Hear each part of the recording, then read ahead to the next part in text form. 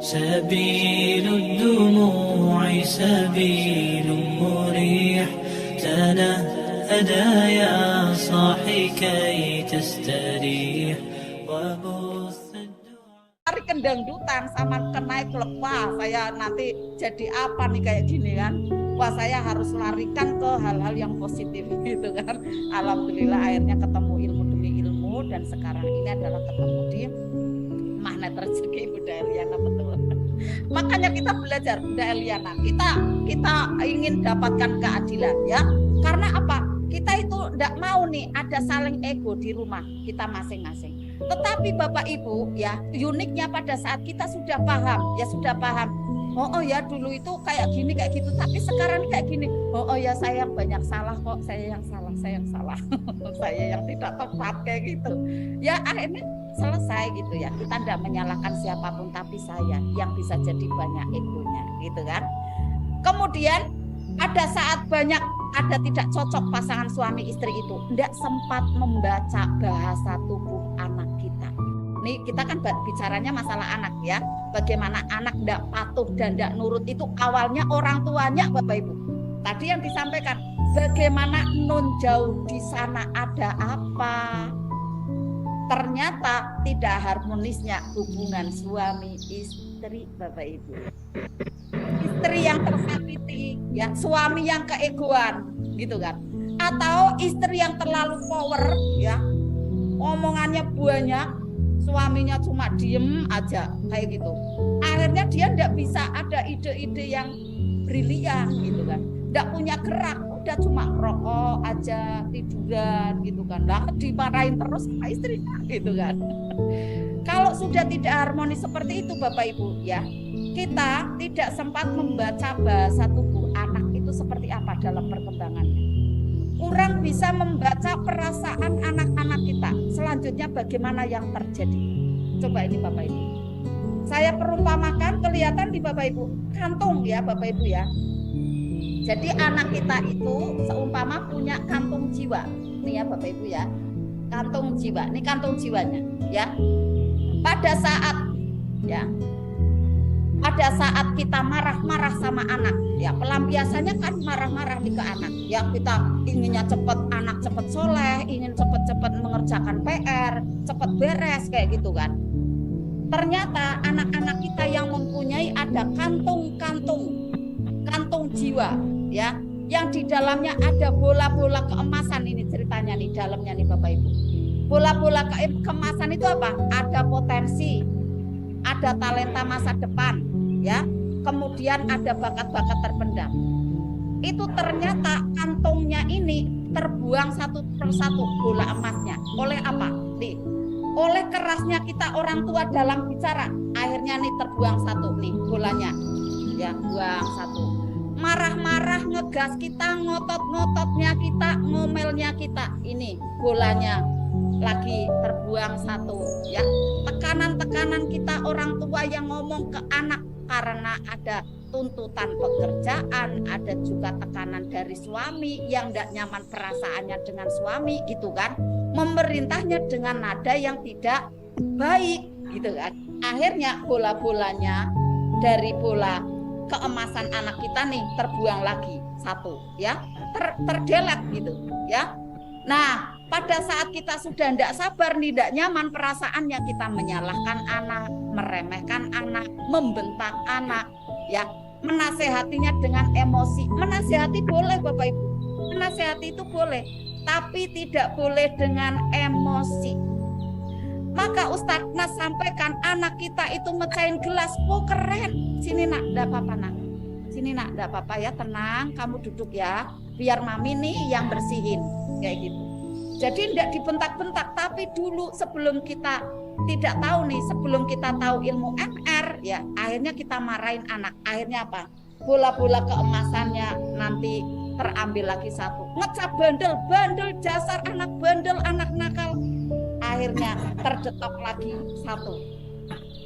Tinggal berapa Bapak Ibu? Kantong dari jiwa anak kita, energinya tinggal 2, tinggal minimal. Coba.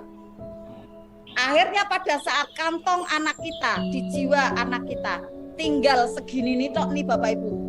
Kalau kita ngomong tidak direspon, dongo gitu, tidak respon karena tidak penuh, baterai kasihnya tidak penuh.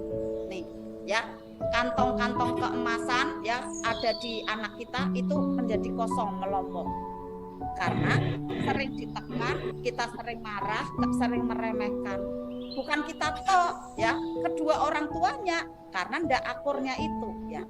Jadi akhirnya apa kabarnya kantong dari anak kita? Bagaimana kabarnya? Kempot Bapak Ibu ya. Anak kita merasa tak berharga, saya jelek, saya bodoh, saya nakal, saya ndak berharga. Kalau sudah konsep seperti ini Bapak Ibu, apakah hangat hubungan orang tua dengan anak? Ndak hangat Bapak Ibu ya. Jadi akhirnya anak menjadi minder, menjadi jauh sama orang tua. Ada apa-apa ngomongnya sama orang luar, nggak mau cerita sama kita ya. Maka Bapak Ibu pada saat kita ingin nih anak kita manut, nurut, percaya diri ya, ini adalah berkaitan dengan harga diri anak kita. Maka kita nggak perlu nih jauh-jauh yang ngecek di rumah siapa dolannya gitu ya. Kita nggak ngecek yang jauh-jauh, tapi ngeceknya pada diri kita. Bagaimana hubungannya dengan diri kita ini sebagai orang tuanya seperti apa. Bisa jadi banyaknya ketidaktepatan dari kita sendiri orang tuanya. Maka jangan menyalahkan pihak luar. Wah karena teman-temannya ini nih di sekolahannya seperti itu. Jangan. Bisa jadi dari kita karena anak-anak itu, anak-anak kita bersama kita itu lebih dari 8 jam, 16 jam. Kalau di sekolahan paling berapa jam gitu kan. Jadi jangan menyalahkan ada pihak luar. Kenapa seperti itu? Karena kalau ditelisik ya, karena kurangnya kita akan ilmu Bapak Ibu. Akan ilmu membimbing anak, akhirnya menjadi energi bubur ya yang tertular pada anak.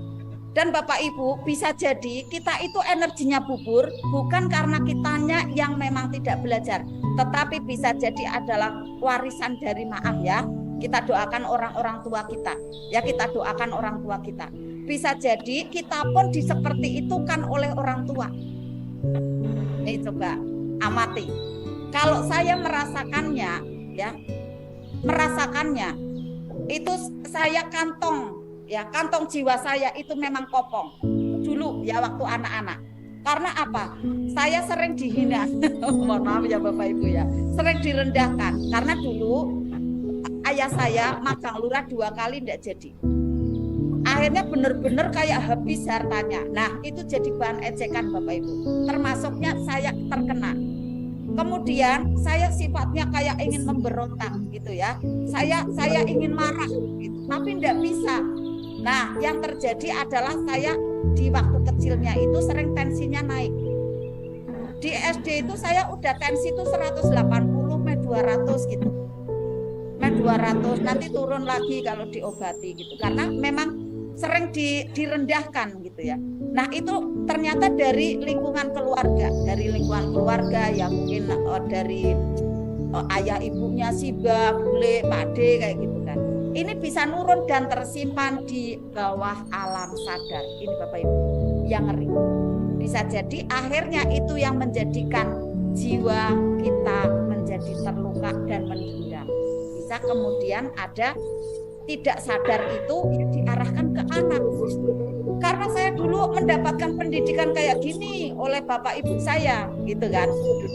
Nah, yang terjadi Bapak Ibu kalau kita membalasnya kepada anak kita, ya, tidak tepatnya orang tua kita balaskan kepada orang tua, tidak tepatnya pasangan hidup kita balaskan kepada anak kita, yang terjadi bagaimana Bapak Ibu? Tidak akan selesai energi buburnya. Maka Bapak Ibu harusnya dirilis, harus dilepaskan, ya, harus dipotong caranya, ya, harus dipotong Bapak Ibu. Sekarang ini jangan sampai menurunkan energi bubur ke anak. Perbaiki hubungannya dengan anak, ya. Perbaiki hubungannya dengan anak. Jangan sampai nanti anak kita pada saat dia dewasa, kita usianya menambah, ya, anak kita tidak mau merawat kita, orang tuanya. Jangan jangan sampai Bapak Ibu. Maka Bapak Ibu kalau kita tidak benahin dari sekarang ya, nanti kita jangan menyalahkan anak. Bisa jadi nanti anak tidak mau merawat kita sebagai orang tuanya karena mereka masih menyimpan ada banyak data-data yang buruk. Data-data karena sering kita marahin. Nih, sudah terlanjur dewasa Bunda, ada caranya Bunda Ike, tenang Bunda Ike, ada caranya ya. Nanti saya sampaikan secara kuantum ya. Nah, ini efek-efeknya Bapak Ibu. Efeknya saat Bapak Ibu atau kita ya sering memarahin anak-anak kita. Maka Bapak Ibu pada saat saya tahu materi ini ya mungkin waktu itu Bunda Murti udah mulai ngaji offline ya sama saya di Toko Raffi. Itu saya betul-betul taubat. Saya betul-betul mulai memperbaiki diri Bapak Ibu. Karena efek-efeknya sering memarahin anak itu yang pertama Bapak Ibu. Anak menjadi penakut dan sulit percaya diri. Biasanya terkena kepada anak pertama karena kurangnya ilmu parenting. Yang kedua, tumbuhnya sifat egois dan keras kepala dalam diri anak. Ketiga, kita bisa di unmute seluruhnya. Yang ketiga,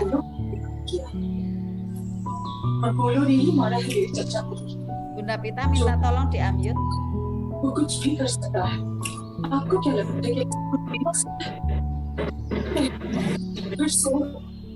Bunda Pita. Yang ketiga Bapak Ibu.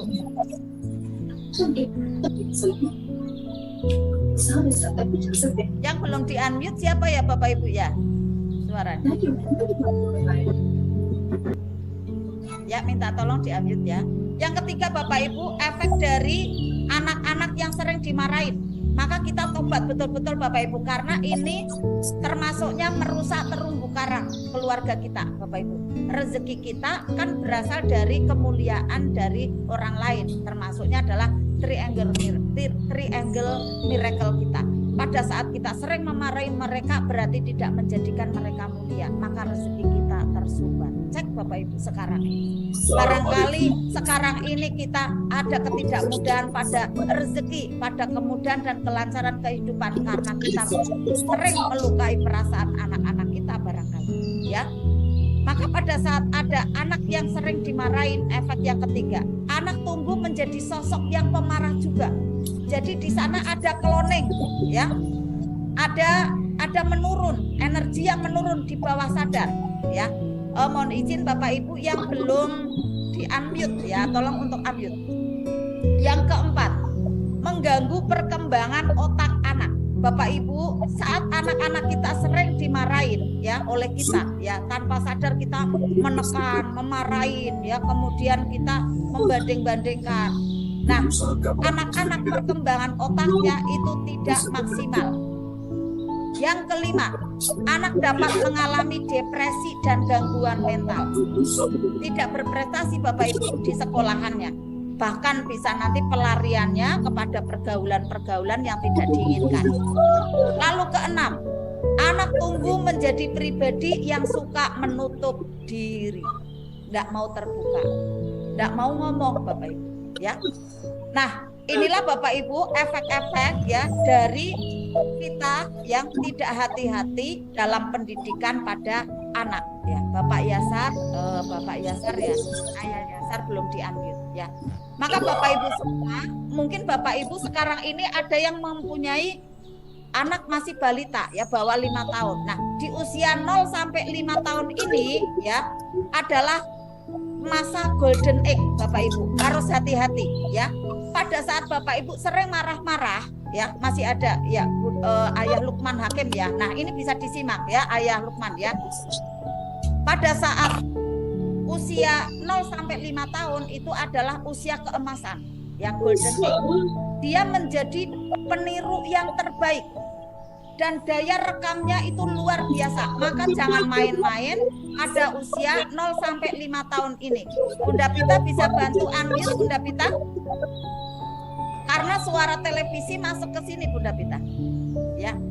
Nah, kata Irwan Rinaldi, ya, penggiat parenting, ya, sering seminar parenting, ya. bahwa pada saat anak usia 0 sampai 5 tahun itu daya menirunya itu luar biasa hebat. Cintailah anak-anak pada situasi itu, pada saat itu ya.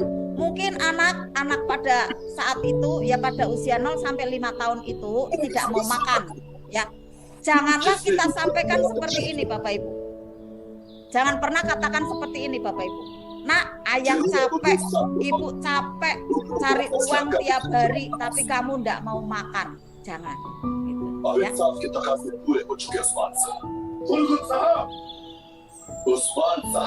Nanti ada rekamannya ya Bapak Ibu ya, Bunda Idri nanti ada rekamannya ya. Jadi kita lanjut aja ya. Karena melihat ke atas nanti. Ya, siap. Oh, yang keempat kemana? Keempat dan kelima ya. Pertama, kalau sering dimarahin ya, anak jadi penakut dan sulit percaya diri. Yang kedua, tumbuh menjadi sifat egois dan keras kepala di dalam diri anak itu. Karena merekam kan dari kekerasan-kekerasan kita ya. Kemudian yang ketiga, anak tumbuh menjadi sosok yang pemarah. Bapak Ibu, pada saat kita sering marah-marahin anak, ya kita keras pada anak. Anak itu tidak bisa membedakan antara marah dengan tegas, tidak bisa. Akhirnya tidak mau patuh sama kita. Tetapi kalau kita terbiasa ada kelembutan, kesantunan, ya, kebaikan, ya, maka nanti anak paham saat kita itu tegas. Gitu Bapak Ibu.